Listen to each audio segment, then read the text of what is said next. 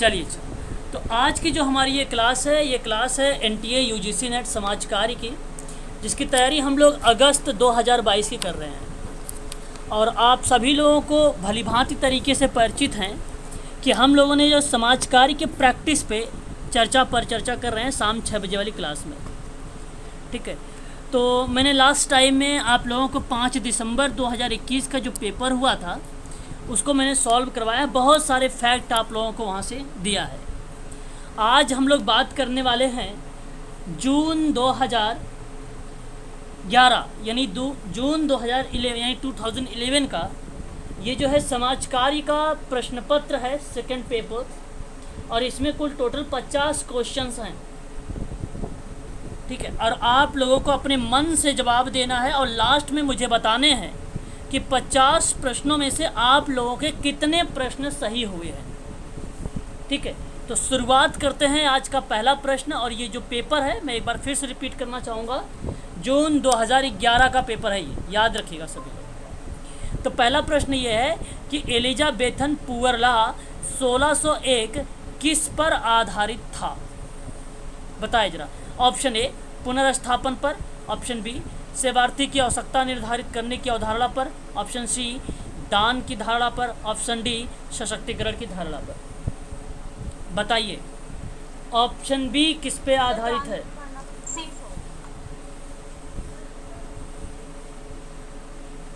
सी। यहाँ हाँ, यहाँ जो आप लोगों का जवाब आया है ऑप्शन नंबर बी की तरफ, बी वाला ऑप्शन आप सबके सही है। ठीक है, ऑप्शन बी वाला आप सबका सही माना जाएगा यहाँ पर। ठीक है, याद रखिएगा। तो क्वेश्चन नंबर पहले का ऑप्शन नंबर जो बी वाला होगा ये सत्य माना जाएगा कि सेवार्थी की आवश्यकताएं निर्धारित करने की अवधारणा को बताया गया है। ऑप्शन बी आपका करेक्ट रहेगा। बात करते हैं क्वेश्चन नंबर सेकंड के बारे में। मित्रवत आंगतुक निम्नलिखित में से संबंधित है, बताइए जरा किससे संबंधित है?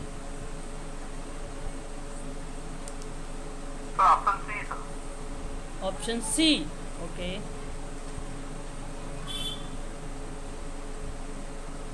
और भी कोई बताए भाई?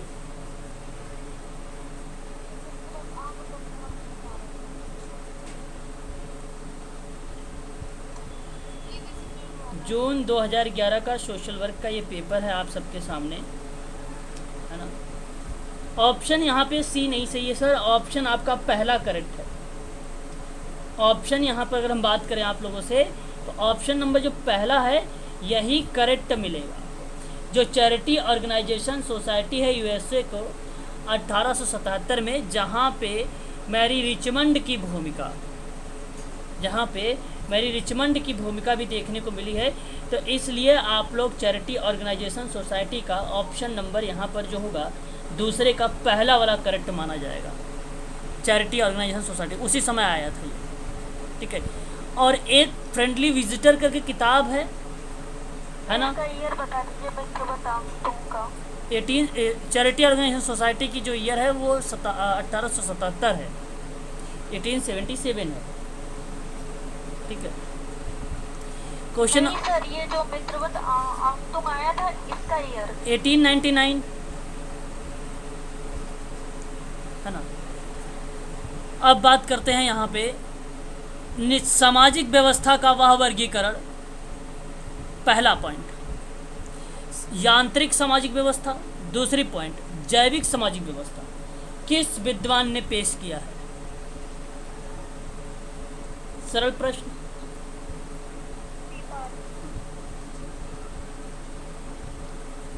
यांत्रिक सामाजिक व्यवस्था और जैव सामाजिक व्यवस्था।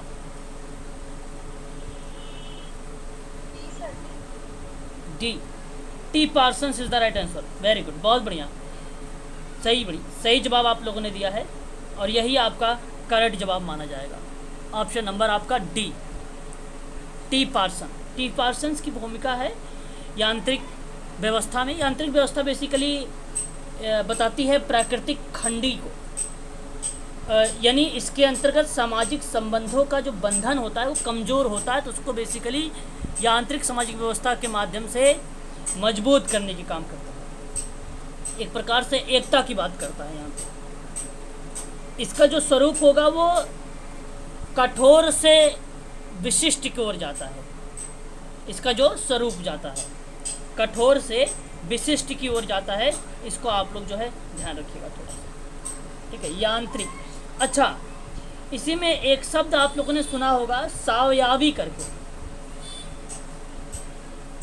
सावयावी, सावयावी जो होता है वो एकता सदस्यों की पारस्परिक निर्भरता के कारण समाज से अप्रत्यक्ष रूप से जुड़ी हुई है। तो वो इस्माइल दुर्खिम का नाम आता है। वहाँ पे आपको ऑप्शन में आएगा यांत्रिक सामाजिक व्यवस्था और फिर उसके बाद सावयावी, सावयावी, और ये इस्माइल दुर्खिम का हो जाएगा, ठीक है। ये फिर किसका हो जाएगा? इस्माइल दुर्खिम का, याद रखिएगा, समाजकार में आता है।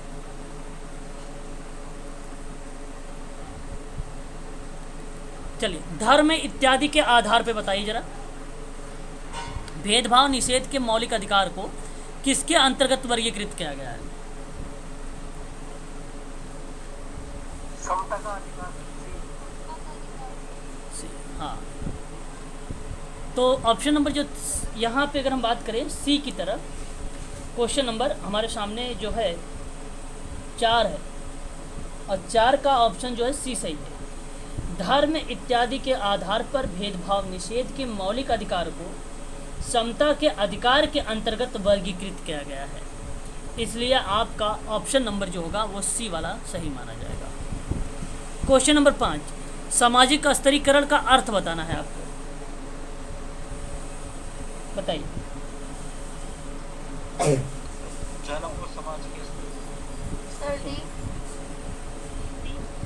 सामाजिक स्तरीकरण,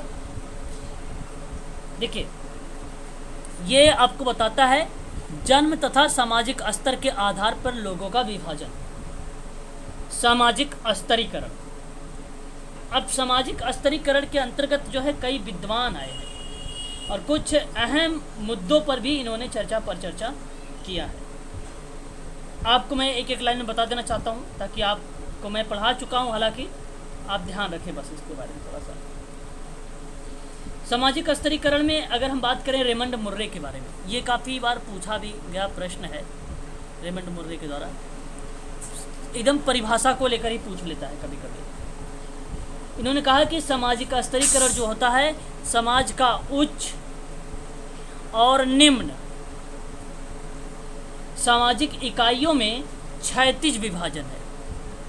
कौन सा विभाजन है? क्षैतिज विभाजन है। किसका नाम लगा के आओगे बताइए? रेमंड मुर्रे का। अब आपको बता दूं, नाम यहाँ पे पार्सन्स भी आते हैं, टी पार्सन्स। इन्होंने सामाजिक स्तरीकरण का बताया कि सामाजिक व्यवस्था से, और इन्होंने कहा कि व्यक्तियों का ऊंचे नीचे का जो पदानुक्रम का विभाजन होगा वही आपका सामाजिक स्तरीकरण होगा। वही क्या होगा? सामाजिक स्तरीकरण का, याद रखिएगा आप सभी लोग, याद रखिएगा, पदानुक्रम का विभाजन होगा, ठीक है, इसको ध्यान दिए। तो पार्सन्स ने 3 पक्षों पर बात किया है, कोई जानता है? 3 पक्ष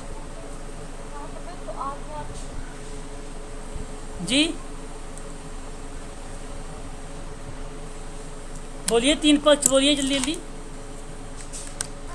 तो शक्ति था, ओके, शक्ति। दूसरा प्रतिष्ठा। तीसरा धन। तो याद रखिएगा, ये सारी चीज़ें याद करने वाली चीज़ें हैं, है ना। एग्ज़ाम में प्रश्न ये सारे आते हैं। बात करूँ टीबी बोटोमोर के बारे में, नाम तो सुना ही होगा। इसने सामाजिक स्तरीकरण को 4 भागों में डिवाइड किया। दास, ध्यान रखिएगा। दूसरा अगर हम बात करें आप लोगों से, जागीर। तीसरा बात करें जाति, और चौथा जो होगा वर्ग।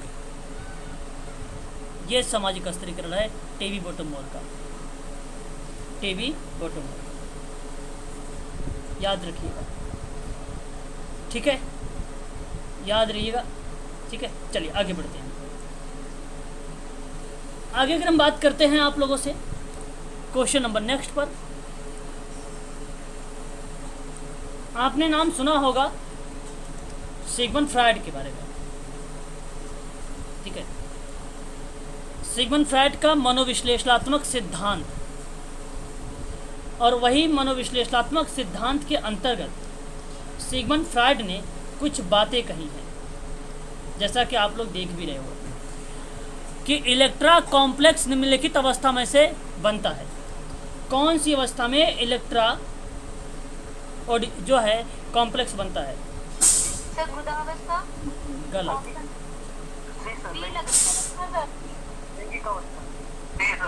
देखिए ऐसे तो भाई बिल्कुल मत पढ़िए आप लोग। चलो, यहाँ पे आपने बोला सी फैलिक स्टेज, और यही सही जवाब है। देखिए मैं थोड़ा सा इसके बारे में बताना चाहूँगा, क्योंकि ये बहुत इंपॉर्टेंट व्यक्ति है जो एग्ज़ाम में पूछा जाता है हर बार। फ्रायड का मनोविश्लेषणात्मक सिद्धांत जो है व्यक्तित्व की संरचना भी बताता है।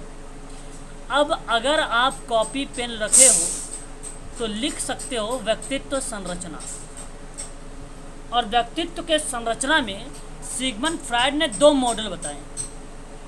कितने मॉडल बताए? 2। नाम याद है किसी को? आकारात्मक, दूसरा मॉडल क्या है? गत्यात्मक। इसी गत्यात्मक को क्या बोला गया है? संरचनात्मक। 2 मॉडल क्लियर हो गया। अब थोड़ा सा आकारात्मक मॉडल जान लीजिए होता क्या है। इस आकारात्मक मॉडल में चेतन मन आता है, अचेतन मन आता है, अर्धचेतन मन आता है। चेतन मन क्या होता है? चेतन मन मस्तिष्क की जागृत अवस्था होती है जो 10% होती है, 10% होती है। अर्धचेतन क्या होता है? मैं यहाँ पे साइड में लिख रहा हूँ। अर्धचेतन क्या होता है बताइए जरा कोई व्यक्ति।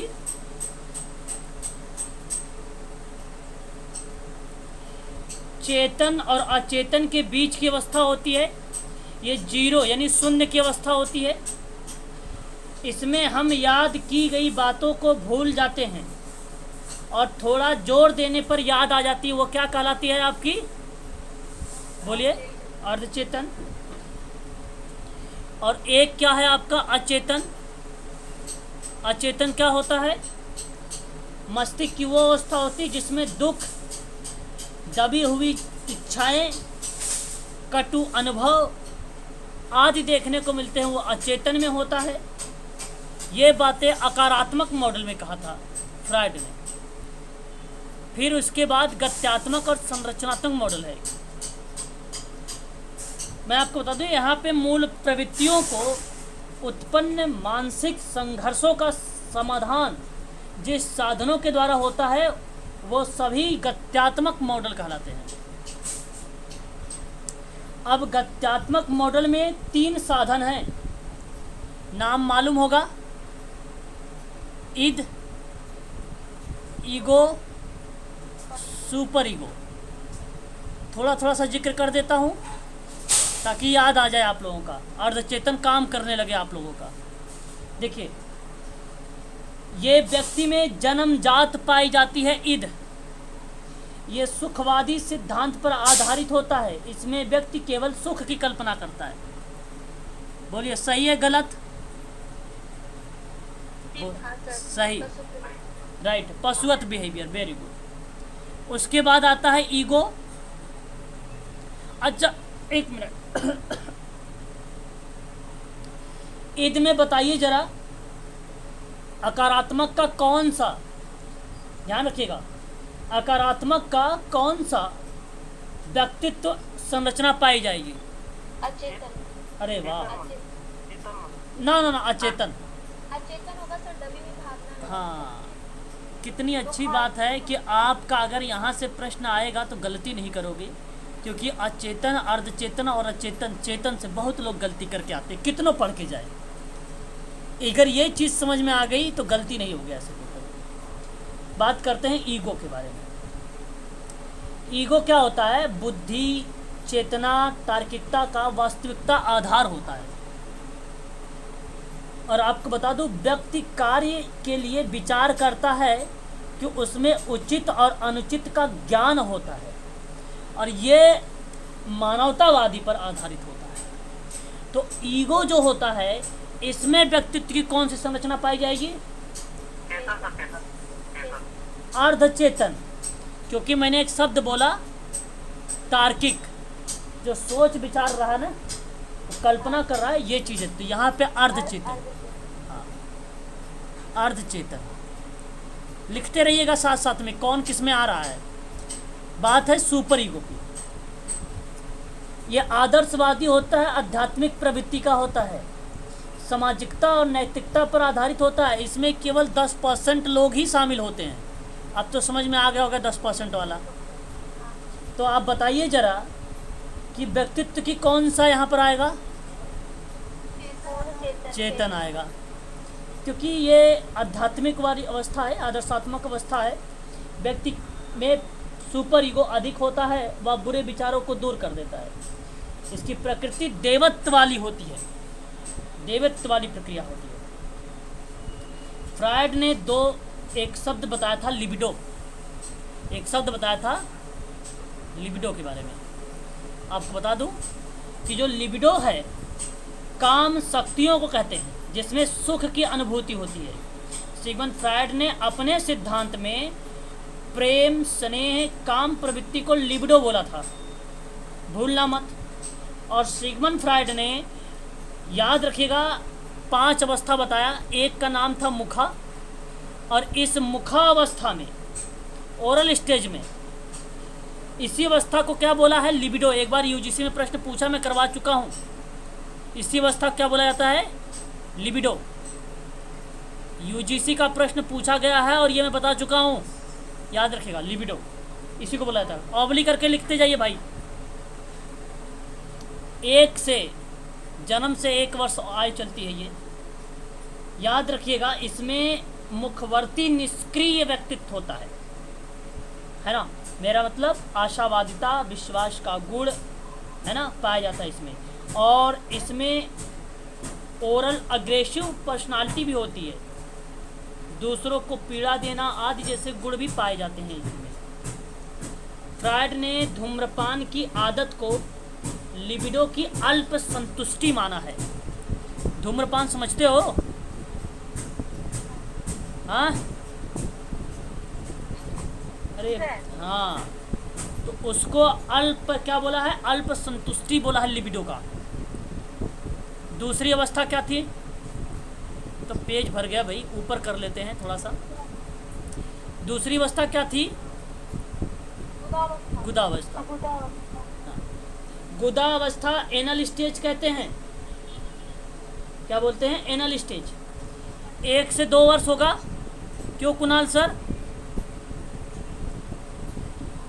और इस अवस्था में कामुकता का क्षेत्र मुख की जगह गुदा होती है, जिसके कारण बच्चे मलमूत्र त्यागने और उन्हें रोकने की आनंद की अनुभूति करते हैं।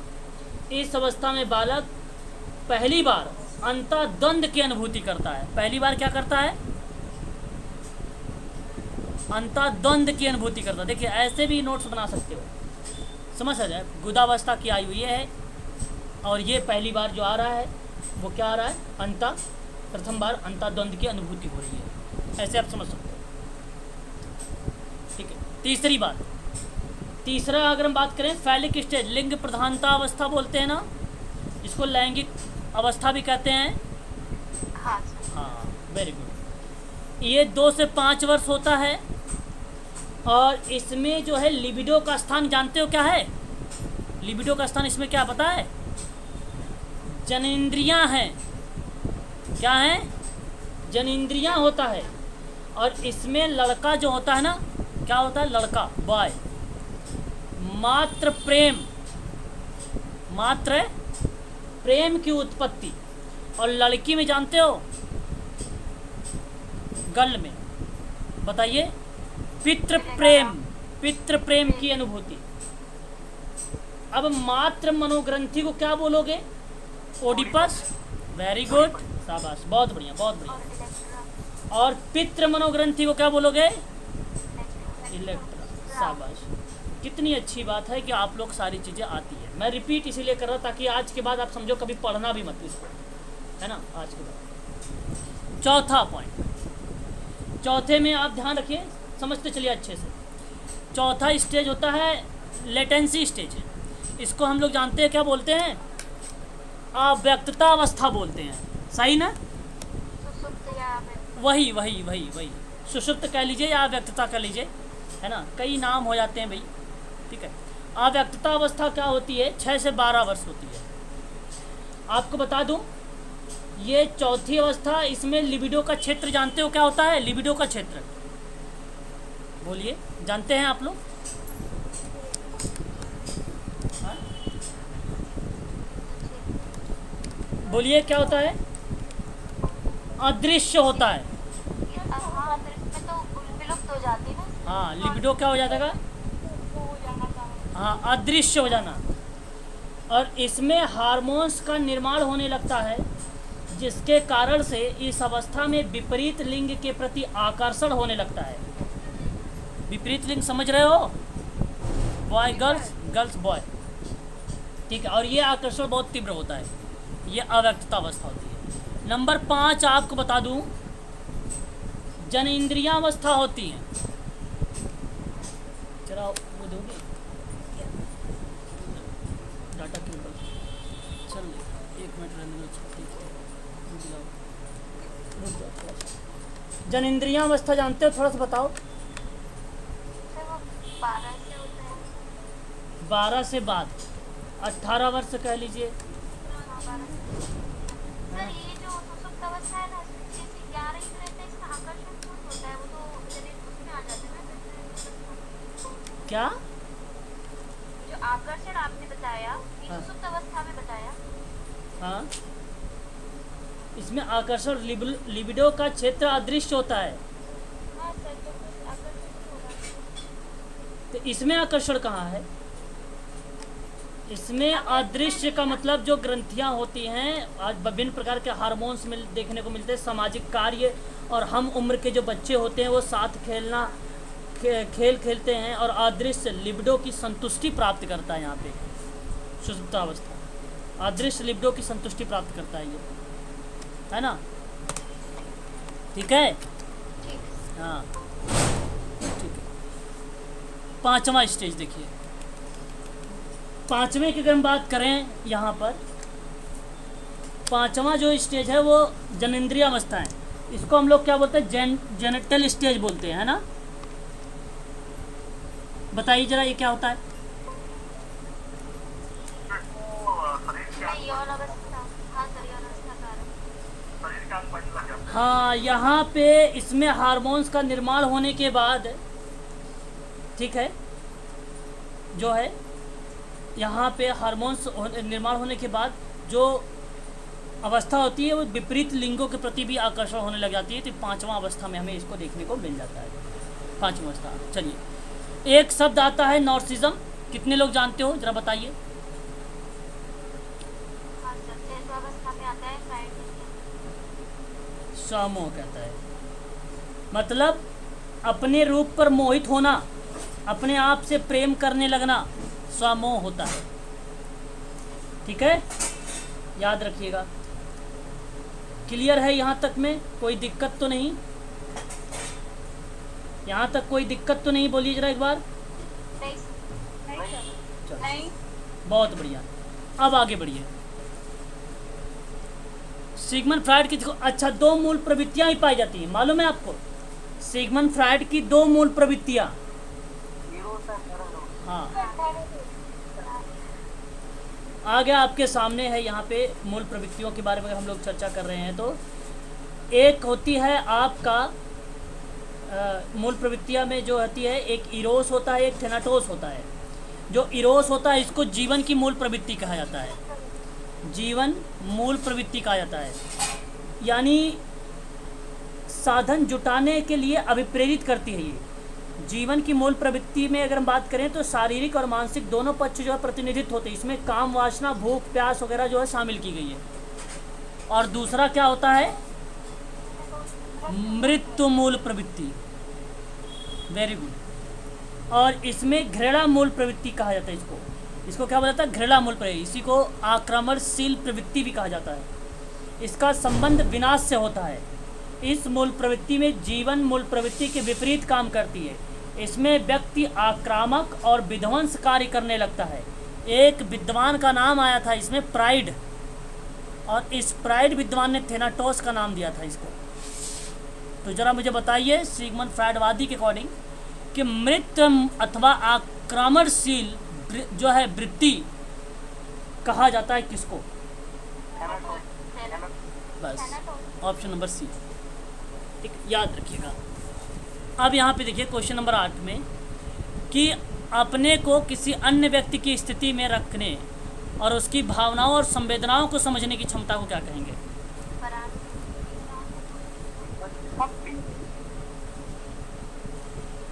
क्वेश्चन नंबर 8 है ना, अपने को किसी अन्य व्यक्ति की स्थिति में रखना और उसकी भावनाओं और संवेदनाओं को समझना की जो क्षमता होती है वो दूर संवेदना होती है। क्या होती है? वो दूर संवेदना होती है। ऑप्शन नंबर आपका सी वाला करेक्ट माना जाएगा। संवेदनाएं और हमदर्दी सहानुभूति को बताता है। परानुभूत जो होता है समानुभूत को कहा जाता है। अगर समानुभूत को सिर्फ संज्ञानात्मक स्तर पर समझा जाए तो व्यक्ति दूसरे की पीड़ा को देखकर दुखी होता है और चाहता है कि उसकी पीड़ा दूर हो जाए। परानुभूत है ये। भावना संवेदना को समझने की क्षमता। दूर संवेदना, कोई यहाँ पर हम बात करें दूर संवेदना, जहाँ पे समझना भावना संवेदनाओं को, ठीक है। Option number C is the right answer, दूर संवेदना। सर इसमें क्षमता वर्ड आ गया, इसलिए ये हो गया ना? बिल्कुल, दूर समझने की क्षमता, हाँ, संवेदनाओं को समझने की क्षमता। गोपनीयता का सिद्धांत किसने प्रतिपादित किया है?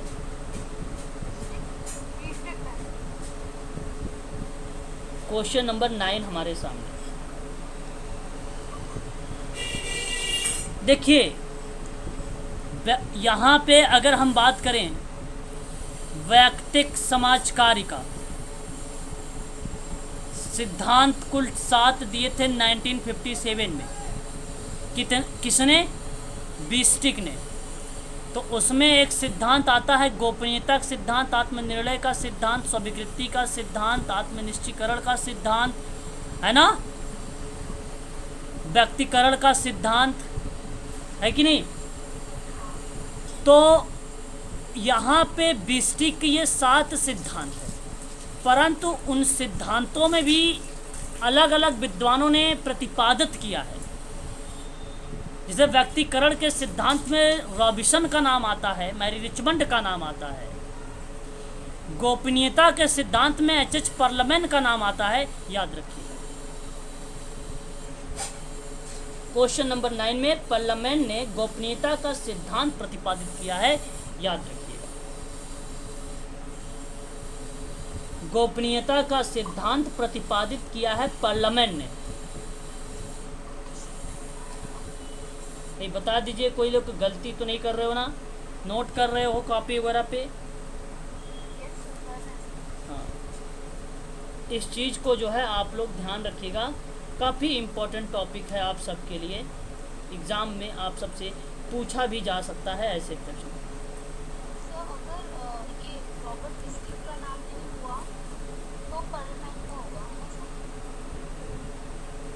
नहीं, अगर पार्लियामेंट का नाम नहीं होगा तो भी स्टिक का नाम होगा,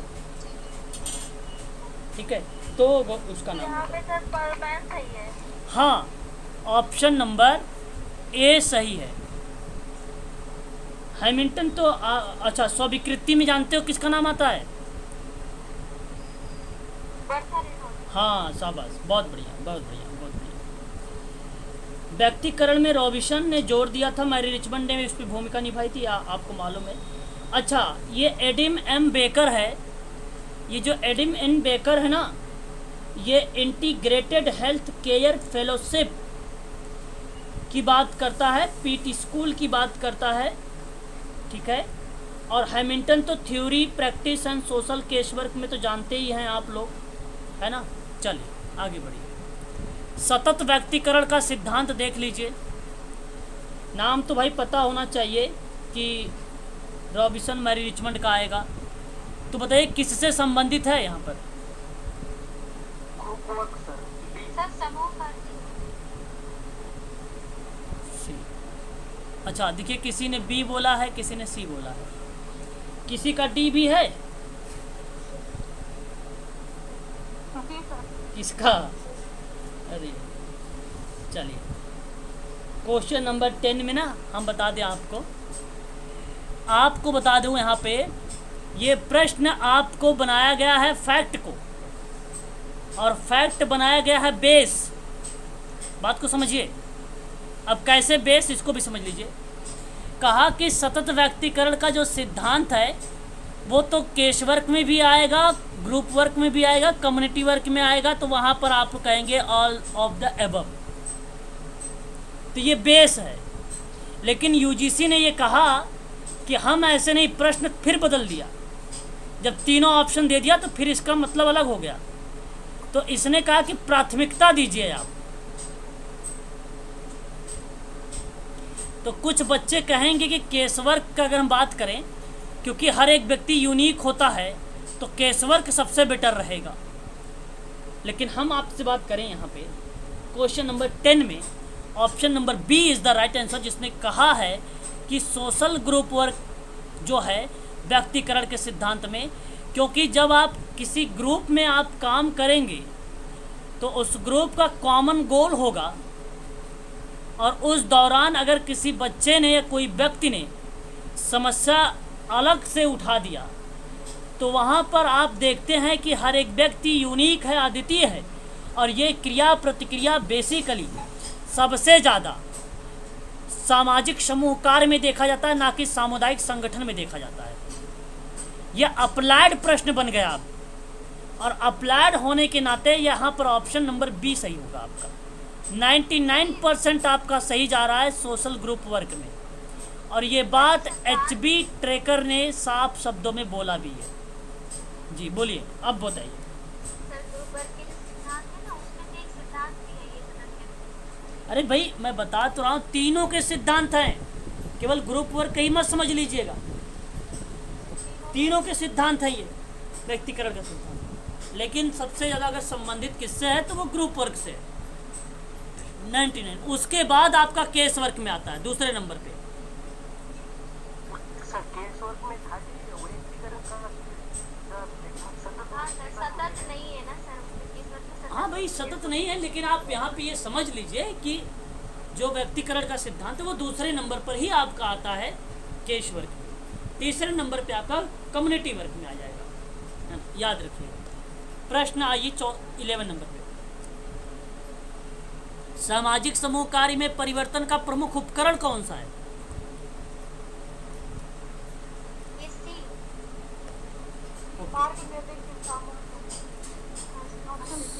सी, ऑप्शन सी। क्वेश्चन नंबर 11 का ऑप्शन सी बता रहे हो। अरे भाई अगर हम बात करें आप लोगों से, आप मेरी बात को सुनो। आएगा सर। अरे नेतृत्व विकास। प्रश्न इस बार आप लोगों को टफ मिल गया है, यानी आगे देखिए। सोशल ग्रुप वर्क, और इसमें आप लोगों से पूछा गया है टूल्स के बारे में। किसके बारे में पूछा गया है? टूल्स के बारे में। यानी आपसे अगर मैं बात करूं एक प्रकार से टेक्निक के बारे में। आप ध्यान रखिएगा सभी लोग, आप सबके लिए इम्पोर्टेंट है ये टॉपिक, ये क्वेश्चन। आपको बता दूं, कार्यक्रम का संगठन सबसे बढ़िया होता है सामाजिक समूह कार्य के परिवर्तन में। मार्ग निर्देशन सामूहिक अंतःक्रिया का जो परिवर्तन का प्रमुख उपकरण होगा, वो प्रमुख नहीं है, वो द्वितीयक है, वो सहायक है। ठीक है? ठीक है सर। हाँ, याद रखिएगा पहला ऑप्शन यहाँ पे करेक्ट माना जाएगा, ऑप्शन नंबर 1 यानी ए। समूह में चर्चा सामाजिक समूह कार्य का टूल्स है। ग्रुप जनरल सामाजिक समूह का टूल्स है। ग्रुप विकिपीडिया सामाजिक समूह कार्य का टूल्स है। फाइल एक्सचेंज सामाजिक समूह कार्य का टूल्स है। याद रखिएगा आप सभी लोग। अल्ट्रा सहयोग करें यानी कॉपरेटेड अल्ट्रा की बात अगर हम करें तो लगाना चार्जिंग में, ठीक है, वो भी आपका क्या है, टूल्स है। ऑप्शन आपका पहला वाला यहाँ पर करेक्ट माना जाएगा 11 का। चलिए क्वेश्चन नंबर बात करते हैं नेक्स्ट।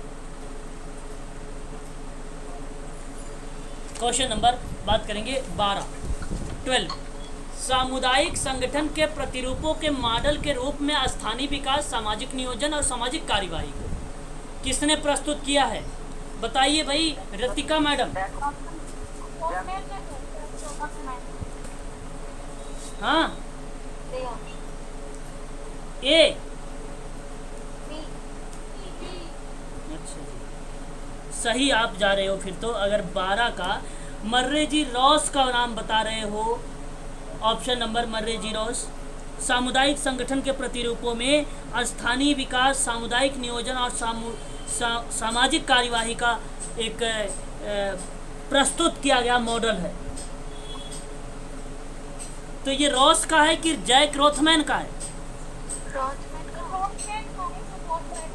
रोथ। अच्छा, मैंने गलत बोल दिया नाम है।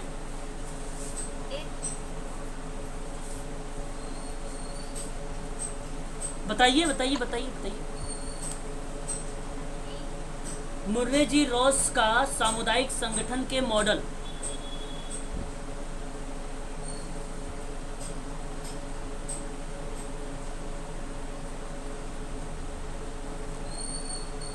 Option number B is the right answer हो जाएगा, Jack Rothman. Jack Rothman is the right answer हो जाएगा। आप ध्यान रखिएगा सभी लोग इनके बारे में। ठीक है भाई, क्लियर हुआ? पढ़ाया हूँ आप लोगों को, गलती मत करो ऐसी जगह पे, है ना। चलो आगे बढ़िए। कम्युनिटी चेस्ट वगैरह इसी में आती है, आप इसको भी ध्यान रखिएगा सभी लोग, है ना। 1946 में बफेलो में सामाजिक कार्य का राष्ट्रीय सम्मेलन में मिला था association of the study of community organisation, जिसको आप लोग कहते हो ASCO। 1946 में, है ना, 1946 में, ठीक है, याद रखिएगा। और बल्डोक ने यूके का जो सामुदायिक संगठन था वो 4 चरण में बताया था। मैंने आपको पढ़ाया है इसके बारे में, है कि नहीं।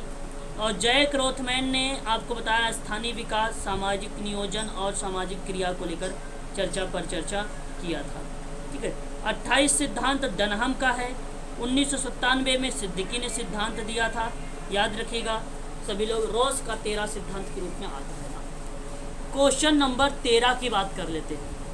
शुद्धिमतीकरण और चैतन्यकरण का सिद्धांत, दोनों की अवधारणा किसने प्रस्तुत किया है? चलो बहुत बढ़िया। तो पाउले फ्रेरे ने शुद्धिमती की अवधारणा को प्रस्तुत किया है। ऑप्शन नंबर ए करेक्ट हो जाएगा। ऑप्शन नंबर ए करेक्ट हो जाएगा, ठीक है। अभी देखिए ये यहाँ पर अगर हम बात करें, विट्रो ने लोकप्रिय और अभिजात सामाजिक क्रिया बताया था। जो लोकप्रिय वाला था उसमें एक चैतन्यकरण बताया था और एक द्वंद्वात्मक बताया था, एक लोकप्रिय क्रिया बताया था। और जो अभिजात सामाजिक क्रिया बताया था उसमें एक आर्थिक बताया था, एक प्रत्यक्ष बताया था और एक विधायी बताया था सामाजिक क्रिया, है ना। तो इसको भी आप लोग ध्यान रखिएगा, है कि नहीं, इंपॉर्टेंट है आप सबके लिए। 1984 में पाउले फ्रेरे ने। आगे बढ़िए, क्वेश्चन नंबर 14 देख लीजिए आप लोग। श्रृंखला को मात्रा के, ठीक है, मात्रा के आरोही और अवरोही क्रम में व्यवस्थित करने का मध्य पद का मूल्य क्या कहलाएगा?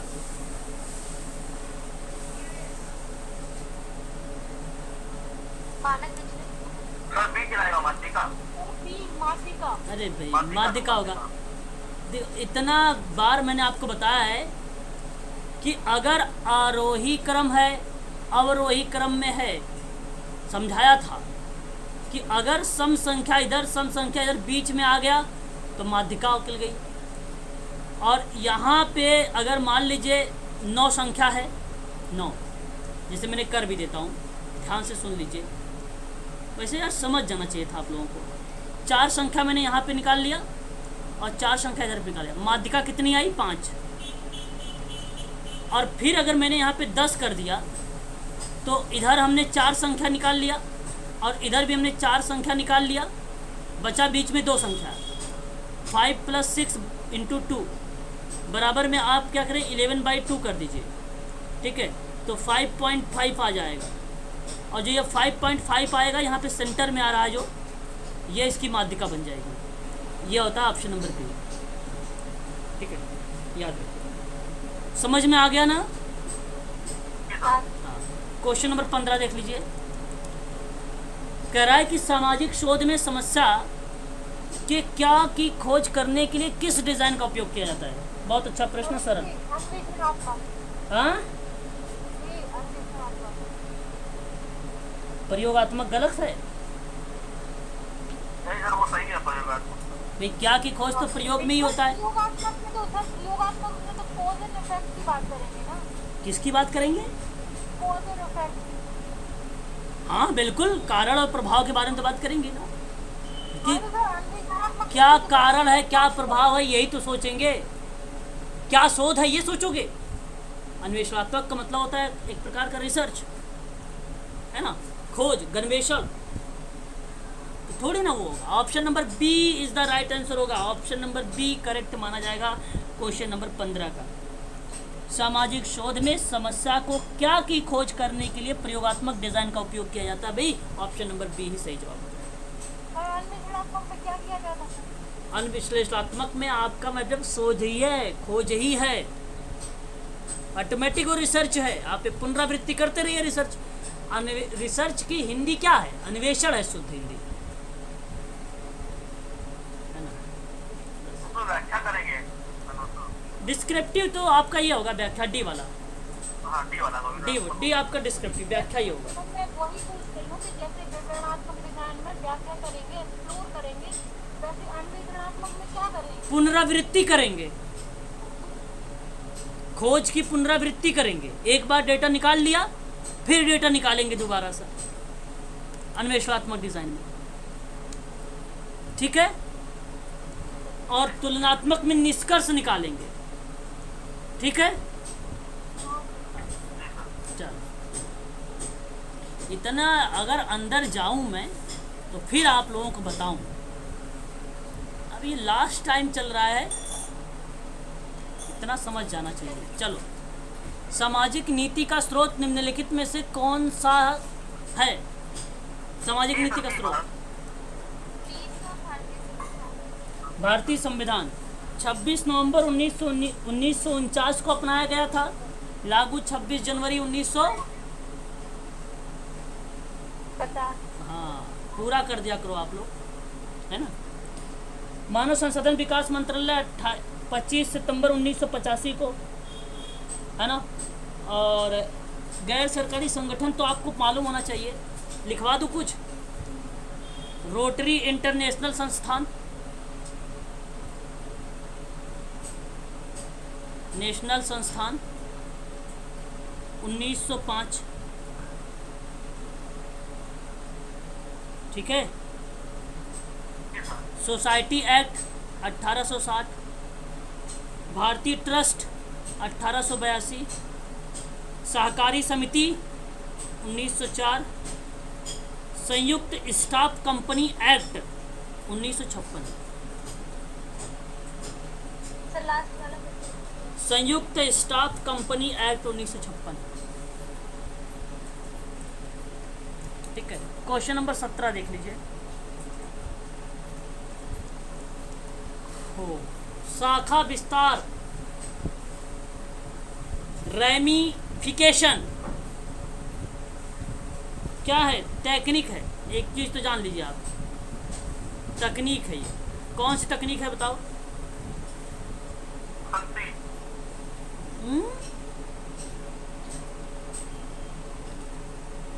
नहीं नहीं। नहीं सर, ये आएगा, अब तक ये आएगा सर। हाँ शाबाश, बहुत बढ़िया। मूल्यांकन की टेक्निक होती है, वेरी गुड, बहुत बढ़िया जवाब। ऑप्शन नंबर आपका, अगर हम बात करें क्वेश्चन नंबर 17 के बारे में, तो आपका 17 वाला ऑप्शन मूल्यांकन टेक्निक कहलाती है बी। जो है रेमिफिकेशन, रेमिफिकेशन होता है, टेक्निक है सोशल वर्क जब मूल्यांकन करते हैं। 18 देखिए। फिर उसके बाद हाँ क्या सर, उसके बाद थोड़ा बता। रेमिफिकेशन क्या होता है ना, वो आप जब किसी व्यक्ति के साथ, समूह के साथ, समुदाय के साथ काम करते हैं, आप उसमें देखते हैं कि कितने % वो समस्या आई है और कितने % समस्या से वो उभरा है। ऐसे शब्दों का जब आप प्रयोग करते हैं और वहाँ पे ये भी प्रस्तुत करते हैं कि क्या रीज़न रहा कि जिसकी वजह से वो 100% नहीं हो पाया, वही आपकी रेमिफिकेशन टेक्निक कहलाती है मूल्यांकन की। सर इसमें ये डी लिखा है, सामुदायिक कार्यकर्ताओं के लिए चयन की पद्धति है। कहाँ डी लिखा हुआ है? हाँ तो चयन की पद्धति। सामुदायिक कार्यकर्ताओं के लिए चयन पद्धति, इसमें क्या पूछ रहे बताओ? तो ये थोड़ी रेमिफिकेशन होता है कि सामुदायिक कार्यकर्ताओं के लिए चयन की पद्धति इसको मानोगे, ये सिस्टम नहीं है। ये क्लाइंट का जो है एक प्रकार का सेवार्थी समूह का, यानी प्राथमिक प्रणाली का मूल्यांकन प्रणाली है, टेक्निक बस। ठीक है, चलो क्वेश्चन नंबर 18 देखो, आ जाओ। और ये सवाल इम्पोर्टेंट है, स्टार मार लीजिए आप सभी लोग। निम्नांकित में से कौन सा गृह किशोर न्याय, बात को समझिएगा, बच्चों के देखरेख संरक्षण अधिनियम 2000 का हिस्सा नहीं है?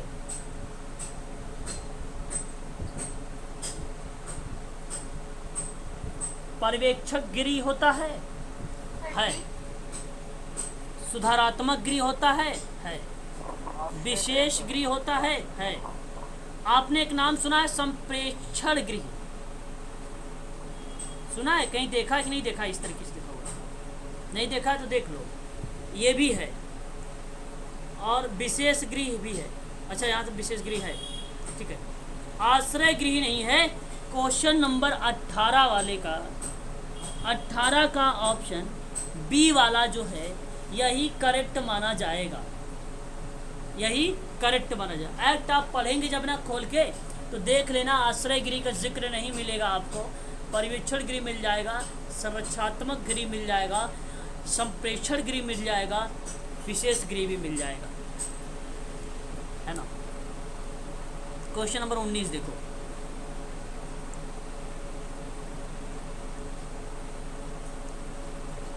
सामने है।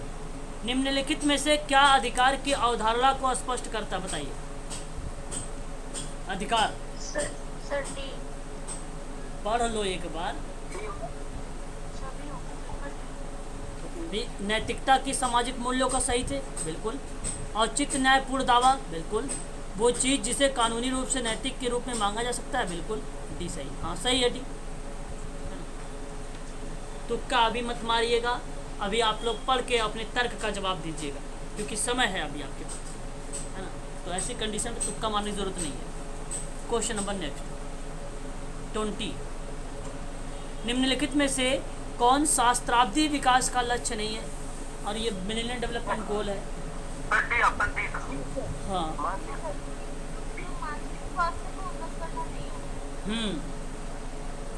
89 सदस्य 2000 से लेकर 2015 तक, 8 गोल, है ना।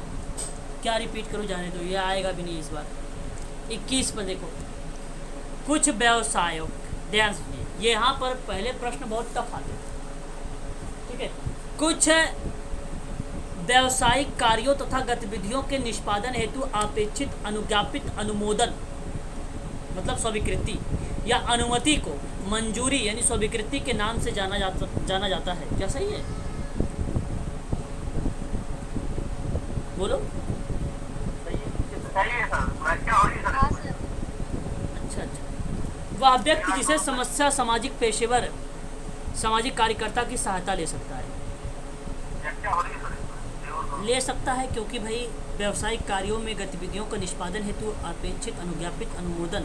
हाँ बिल्कुल सही, ऑप्शन नंबर आपका बी व्याख्या सही भी हो है। रही है सर, व्याख्या बी भी। करेक्ट है, बी करेक्ट है, बी सही है, बी आपका यहाँ पे करेक्ट है।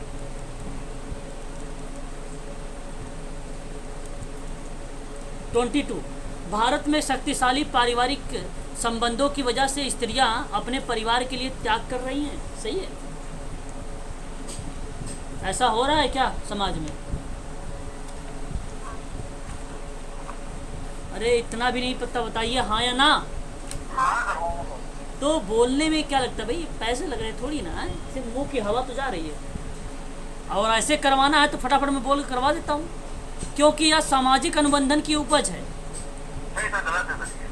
गलत है। ये सकते हैं और आ सकते हैं। आ रहा सकते, क्योंकि सामाजिक अनुबंधन की उपज है। इंग्लिश देखना चाहोगे? देखो कि यह because it is product of social conditioning है, और इस कंडीशनिंग होने के कारण भारत की जो शक्तिशाली पारिवारिक संबंध हैं उस वजह से स्त्रियां अपने परिवार के लिए त्याग कर रही हैं। ये कंडीशन है, क्या ये सोशल कंडीशन है? सही है, सही लग रहा है। बिल्कुल सही है, सर कंडीशनिंग में क्यों आएगा ना? बिल्कुल नहीं सर, करेक्ट। नहीं आएगा। यहाँ पे डी नहीं, यहाँ पे आप जो है असत्य मत कहिए सर, आर को, रीजन को असत्य मत करिए। कारण तो आपके सामने वही है जो बता रहा है कि महिलाएं अपने परिवार को त्याग कर रही। कारण क्या हो सकता है? सोशल कंडीशन है। समाज में अगर ऐसा नहीं होता तो सशक्तिकरण नियम योजनाएं क्यों चलती? कारण तो यही था। तो उनको समाज की मुख्य धारा में जोड़ा जा रहा है, समानता की बात की जा रही है अब, और ऐसा है, अभी भी है। ये सही जवाब है आपका। अब आप मुझे बताएं, केवल यहाँ पर व्याख्या हो रही है कि नहीं हो रही है? प्रश्न को 2-3 बार पढ़िए, आप देखो भी समझ में आएगा आपको। कारण तो कुछ तो है। हो रही है सर, ये आएगा। व्याख्या इज द राइट आंसर हो जाएगा, option number A. Sir Bharat में अनुबंध नहीं है ना सर, शादी सर। अनुबंधन का मतलब कंडीशन है सर। कंडीशन का मतलब आपका ये रहता है, कंडीशन कि हमारे इंडिया में अभी आप ग्रामीण क्षेत्र में सर चले जाइए तो ग्रामीण क्षेत्र में महिलाओं को भी हे दृष्टि से ही देखा जाता है, उनको घर में ही रखा जाता है। वो सर आपकी बात से सहमत हूँ, मतलब सामाजिक अनुबंधन भी। तो मैं- वैधानिक रूप से ऐसा बनाया नहीं गया है। मैं आपसे ये कहता हूँ, मेरी बात सुन लीजिए एक बार सभी, एक बार सभी सर, एक बार आप भी सुनिए। आप एक बार यहाँ पे दर्शन को लेकर सोचें, फिलॉसफी के बारे में बात करें। दर्शन को लेकर जब सोचेंगे तो ये प्रश्न आपका सत्यता की तरफ जाएगा, और ये सामाजिक कंडीशन है जिसकी वजह से उनके सामने बहुत सारी परिस्थितियां, भाई उनको समानता नहीं मिल रहा है, उनको रोज़गार सही तरीके से नहीं मिल रहा, जहां उनका रोज़गार मिलता है वहाँ पे शोषण हो रहा है, घरेलू हिंसा हो रहे हैं, ये सारी चीज़ें हैं। ये सामाजिक अनुबंधन है, सोशल कंडीशन है। ये कंडीशन का मतलब ये ना आप समझे किसी और चीज़ को यहाँ पे बताने की कोशिश करें कि रीज़न क्या है आपके सामने। ऑलरेडी क्योंकि लगा दिया इसने यहाँ पे, और यहाँ पर व्याख्या ऑप्शन नंबर आपका सही है। आप किस तर्क पे कहना चाहते हैं कि गलत है, बताइए सर, तर्क बताइए अपना। सही है, विवाह एक संस्कार है, वो अनुबंधन ही है, इसलिए पारिवारिक संबंध की बात हो रही है ना, विवाह शब्द होता तो फिर गलत हो जाता। अरे ये सर आप बताएं, आप लोग सर, आपको समझ में आया ये सवाल सही है कि गलत है? सर आप बताएं। तो आ जाएगा सर, दर्शन के साथ ठीक है। हाँ, बस आपको फिलॉसफी, क्योंकि वही आपसे करा, आप फैक्ट सोचने लगे फिर तो गलत हो जाएगा। यहाँ पे फैक्ट ना सोचें, दर्शन ही आप सोचें।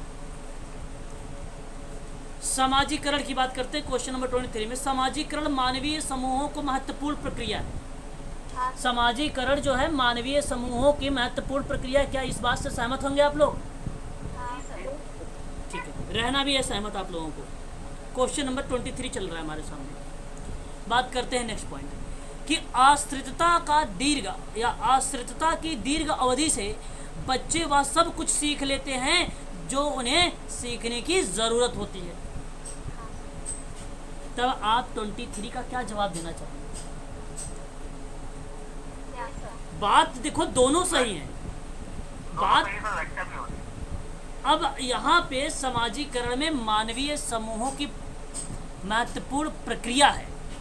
अच्छा, समाजीकरण है मानवीय समूह की प्रक्रिया, इस बात से हम सहमत हैं। मानवीय समूह की प्रक्रिया में अगर हम बात करेंगे ना मानवीय समूह के लेकर, तो समाजीकरण को रखना पड़ेगा, क्योंकि वहाँ पे मानदंड सीखते हैं, रूल सीखते हैं, नियम सीखते हैं, है ना, बहुत सारे कानूनों के बारे में जानते हैं, है ना। खेल कूद में अगर जिससे बच्चा खेलता है तो वहाँ पे नियम भी सीख लेता है, बहुत अच्छे व्यवहार सीखता है और बुरे व्यवहार भी सीख लेता है। तो हम इस प्रक्रिया को मानेंगे समाजीकरण को। आश्रितता की दीर्घ अवधि से होने से बच्चे सब कुछ सीख लेते हैं, बात तो ठीक है, जो कुछ उन्हें सीख लेने की ज़रूरत होती है। देखो अब बच्चा यहाँ पे कंफ्यूज है कि भाई उन्हें कैसे पता कि हमें इनकी ज़रूरत है इस चीज़ को। दीर्घ अवधि होने से बच्चे के, देखो ये तो सही है, ये पॉइंट सत्य है, ये पॉइंट आपका सत्य है। अब हम बात कर रहे हैं व्याख्या पर। व्याख्या को सोचिए जरा कि भाई उन्हें भी सीख लेना ज़रूरत होता है। अब समाजीकरण में यहाँ पे बच्चे की बात की गई है, यहाँ मानवीय समूह की बात की गई है, पॉइंट अलग अलग हैं। बच्चा भी समाजीकरण से सीखता है, लेकिन विचार थोड़ा सा आप तर्क पे आधार पे करिए कि ये मानवीय समूह पर बात कर रहा है, मानवीय समूह की बात कर रहा है, और ये साफ शब्दों में दीर्घकालिक अवधि ले रहा है, दीर्घ अवधि ले रहा है, ये बच्चे की तरफ ही चल रहा है। इसलिए मैं आपसे कहूँगा कि ये स्टेटमेंट अलग अलग है, स्टेटमेंट यहाँ पे जो है अलग अलग है, व्याख्या नहीं हो रही। आप बात को समझ लीजिए कि बच्चे वह सब कुछ सीख लेते हैं जो कुछ उन्हें सीख लेने की ज़रूरत होती है, और ये बात सही है अपने आप में। लेकिन आप मानवीय समूह में कैसे सीख सकते हो? एक छोटा सा बच्चा अगर आप इंजीनियरिंग कंप्यूटरिंग सब कुछ कर रहे हो, वहाँ पे आपके साथ बैठ रहा है, कोऑपरेट कर रहा है, अपवाद है चाणक्य एक मिल गया था, आपको न्यूज़ में देखा था, बहुत सारे एक आध मिल जाते हैं, लेकिन समाजकार के हिसाब से सोचिए आप लोग, तो यहाँ पे स्टेटमेंट अलग अलग हो जाएगा। ऑप्शन नंबर बी सही हो जाएगा, व्याख्या नहीं हो रही, एक आध अपवाद मिलते हैं, ऑप्शन नंबर बी सही है। क्वेश्चन नंबर 24 देखो, सामाजिक व्यक्तिक कार्य में समस्त सहायता का आधार संबंध होता है, क्या सही है? चलो, अगर आप कह रहे हो कि सामाजिक व्यक्तिक सेवा कार्य में जो है समस्त सहायता का आधार संबंध होता है, तो मैं भी आपसे कहूँगा कि सही है। अब बताइए कि व्यक्तिक समस्त संबंध समस्याओं को हल करने में मदद कर सकता है। व्यक्तिक संबंध समस्त समस्याओं का हल। अब तो ज़रूरी तो भाई ये भी तो नहीं है कि अगर आप कम्युनिटी वर्क कर रहे हो और एक व्यक्ति आया और उसमें आपके सामने प्रॉब्लमेटिक बिहेवियर किया, तो उसके लिए सतत व्यक्तिकरण या व्यक्तिकरण का सिद्धांत तो लागू करोगे, तो वो केस वर्क में हो जाएगा। लेकिन समस्त समस्याओं का हल करना तो भाई उचित तो नहीं है कि केस वर्क में कर पाओगे। कुछ चीज़ें ऐसी होती कि उसे ग्रुप में ही सिखाया जा सकता है। समुदाय, जैसे अगर मैं बात करूँ, नियम हो गए, कुछ चीज़ के रूल रेगुलेशंस हो गए, मानदंड हो गए, है ना, वो बच्चा कहाँ सीखता है। इसीलिए तो कहा जाता है इंक्लूसिव एजुकेशन में बच्चों को भेजा जाए जहाँ सामान्य बच्चे भी मिल रहे हैं। इसलिए बच्चों के एक पीरियड रखा जाता है रिक्रेशनल का, स्पोर्ट का, खेल कूद का रखा जाता है। कुछ चीज़ें बच्चे क्या करते हैं, खेल कूद से भी सीखते हैं। तो समस्त एक्टिविटी नहीं सीख पाएंगे। यहाँ पर ये स्टेटमेंट को आप लोग गलत साबित करना। ऑप्शन आर जो है आपका गलत है। कितने लोग सहमत हैं कि आर गलत है, बताइए जरा।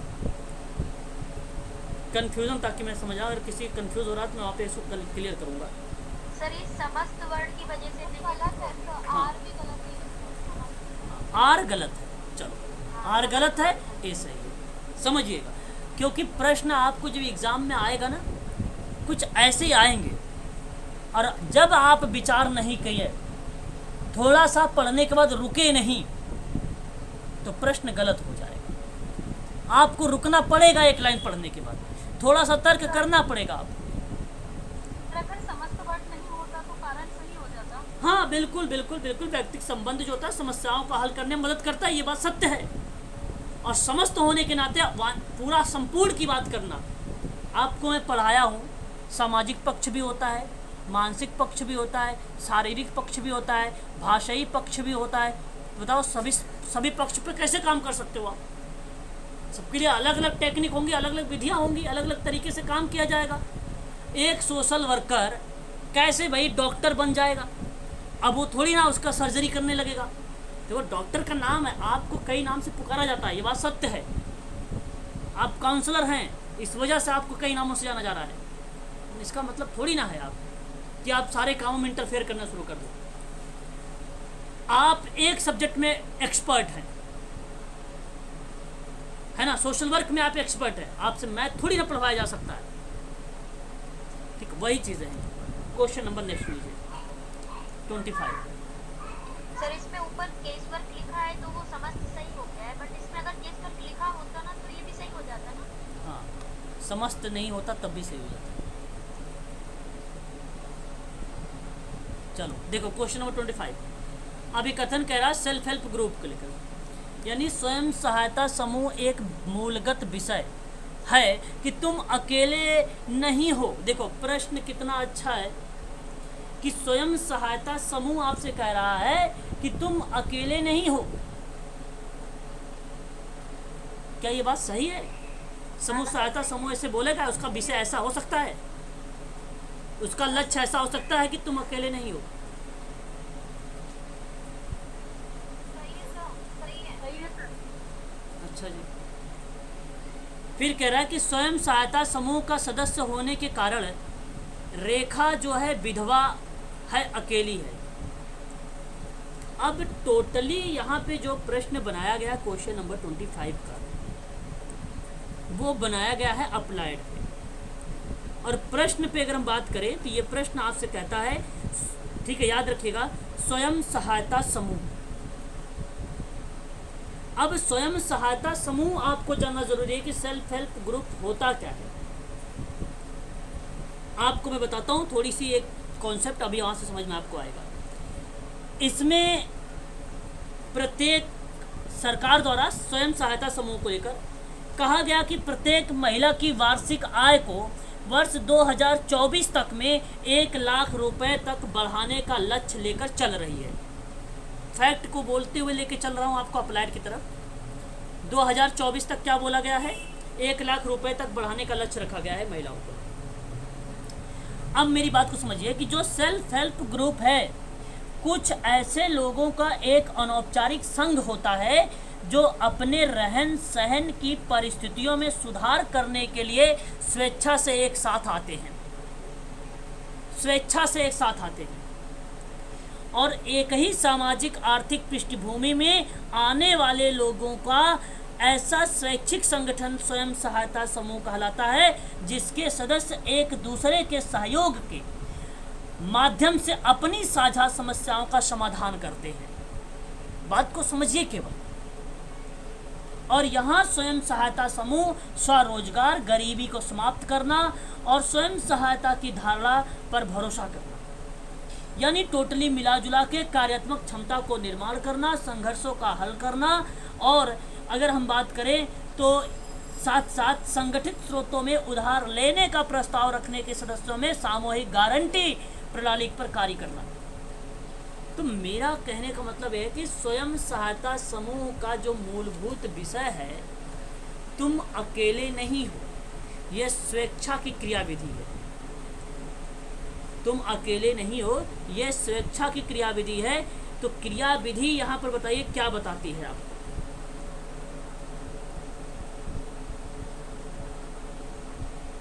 तुम अकेले नहीं हो।